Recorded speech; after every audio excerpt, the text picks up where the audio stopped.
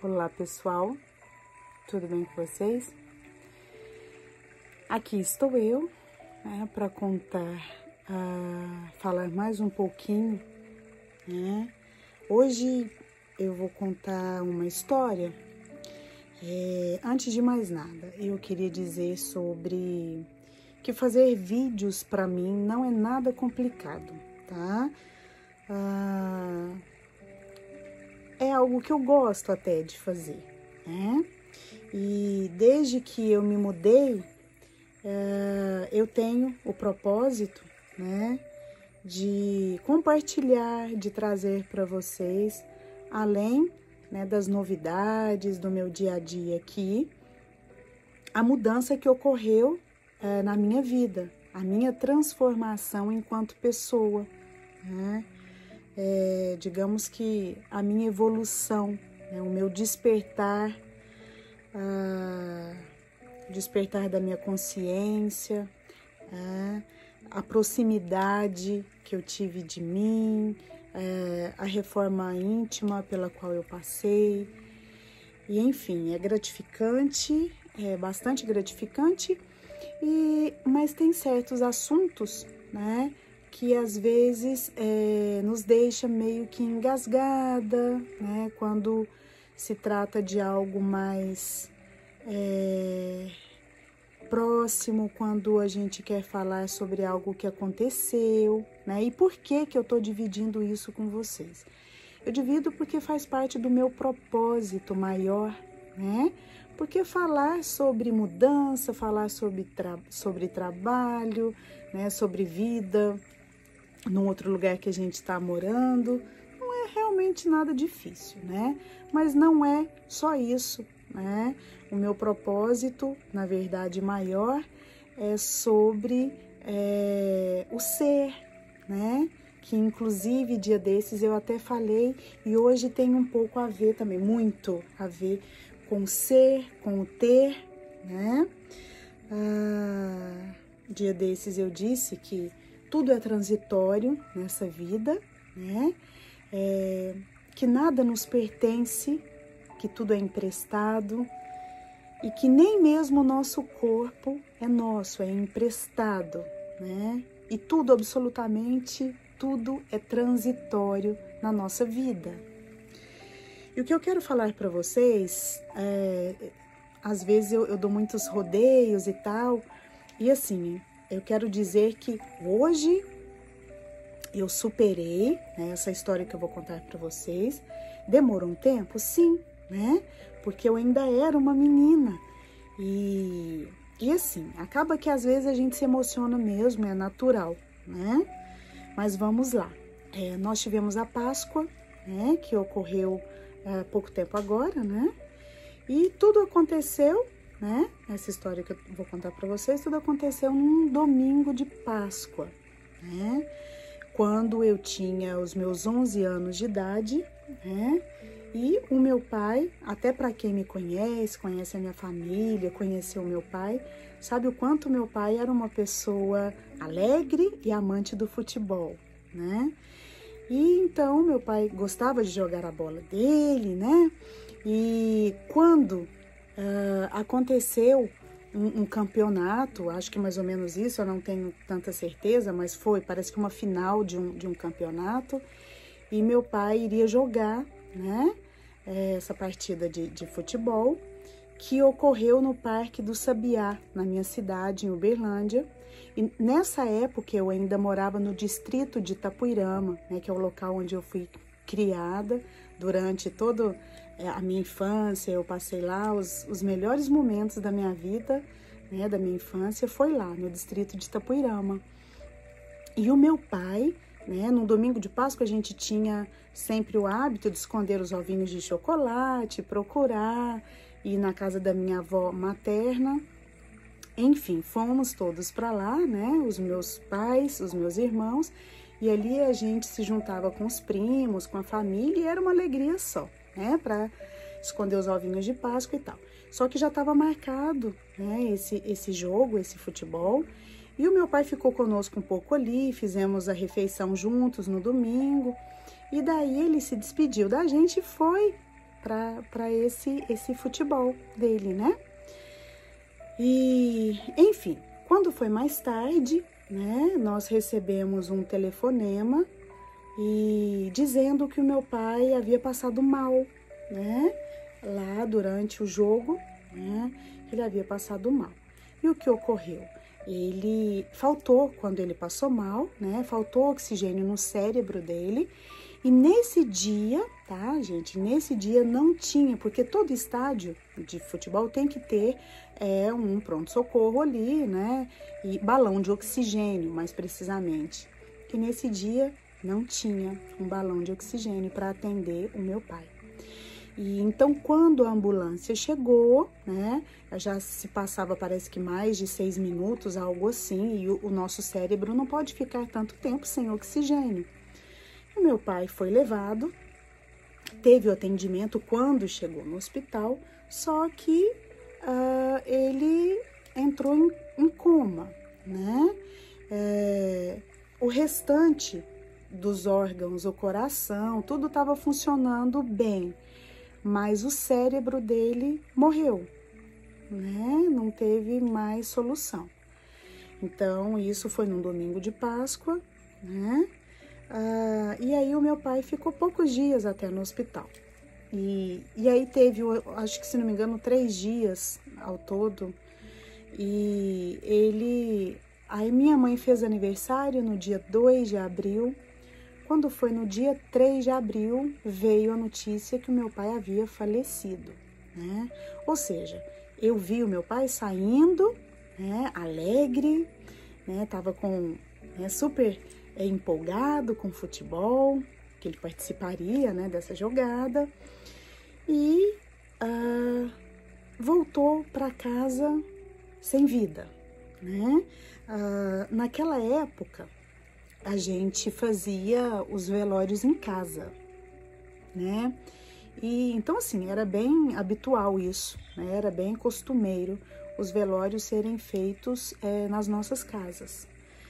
E daí já começou toda a mudança, tá? Em mim, né? Foi a primeira perda. Eu já havia perdido o meu avô, né? Paterno, e me lembro muito bem, né? Mas foi algo assim bem diferenciado, né? Mais pesado, mais profundo, né? Mais dolorido até, né? E aquela arrumação, né? Ali, organização na casa para receber então o corpo do meu pai, né? E isso tudo, né? A gente, quando criança, a gente observa, a gente, né, filma tudo com os olhos e a gente guarda muito bem tudo, né? Já comentei sobre memória afetiva, né? E normalmente, né, quando a gente trata de memória afetiva, a gente lembra mais das coisas agradáveis, né, e tal. Mas ocorre também as coisas ruins, né? Acontece também. A gente lembra também. Enfim, e aconteceu, né? Quando meu pai chegou, era madrugadinho, o dia estava quase amanhecendo, quando meu pai chegou, e aquilo para mim foi um choque muito grande. Eu tinha 11 anos, né? Então, vi o meu pai saindo num domingo de Páscoa, alegre, e poucos dias depois, ele volta sem vida, né? E várias pessoas, né, no velório, aquilo já como que eu posso dizer, algo que, de certa forma, para a criança é meio que uma invasão, a verdade é essa, né? Entrando e saindo pessoas da sua casa e fazendo café, e servindo café, e fazendo uma refeição e tal, é algo totalmente atípico. Horas, né, todas essas horas, esse dia foi muito doloroso, tá? Essa história de velório nos desgasta muito, né? Quem já passou sabe, né? Todo mundo já perdeu um ente querido. Quem perdeu sabe me entender, né? Sabe do que eu tô dizendo. Enfim, meu pai foi sepultado, né? nós voltamos para casa e dali um dia, outro dia, e bem, né, passinhos de tartaruga para a gente ir organizando as ideias aqui na cabecinha, se readaptando, né, buscando, fortalecendo o emocional, né, com uma visita, outra que sempre vem com uma palavra amiga. E depois de alguns dias, né, também é de costume, né, na nossa região, quando alguém falece, a gente botar uma cruz, né, onde a pessoa foi sepultada. Normalmente, muitas pessoas gostam de fazer isso, né, era de costume, e a gente levava até o cemitério a cruz para botar ali próximo da sepultura, né. E então já fazia alguns dias, 7, 8 dias, algo assim, que meu pai já havia sido sepultado, e lá fomos nós, né? Eu, a minha mãe, a minha avó paterna, né? A mãe do meu pai, que é um outro detalhe, né? A minha avó só tinha o meu pai de filho, meu pai era filho único, e a minha avó ficou extremamente triste, né? E essa história tem a ver com o Cantar do Galo. Por que que tem a ver? Eu, desde criança, gostei, apreciei, né? Sempre apreciei o Cantar do Galo. E a minha avó criava algumas galinhas, né? E eu achava bacana ver a minha avó cuidando, né, das galinhas. E era algo que me deixava bem, ouvir o Cantar do Galo, desde menina. Só que quando meu pai faleceu e o corpo dele chegou, era bem madrugadinha, quase amanhecendo, então o galo é normal, né? Ele canta. E a minha avó falava que não gostava de ouvir o galo, né? Algumas vezes ela falava, galo maldito, não canta, né? Tá doendo, tô com saudade do meu filho. Então eu entendo perfeitamente, né? A minha avó associar uma coisa com a outra, mas eu, enquanto menina, né, eu que gostava, que apreciava o Cantar do Galo, eu fiquei meio confusa, né, querendo sentir o galo meio culpado, né, e aquilo foi difícil trabalhar, né, aqui na minha cabecinha, né, pensadora e criança, a imaginação vai embora, né, mas voltando, no dia da gente levar a cruz. Então, nós fomos, eu, a minha mãe, a minha avó e uma senhora, que eu quero citar aqui, a gente chamava ela de Pi, o nome dela era Aparecida, a gente chamava ela de Vovó Pi. Assim, um doce, um encanto de pessoa que também já não está mais nesse plano nosso aqui, né? Ela também já se foi. E, na época, foi com ela que eu aprendi o que eu quero dizer aqui para vocês, tá?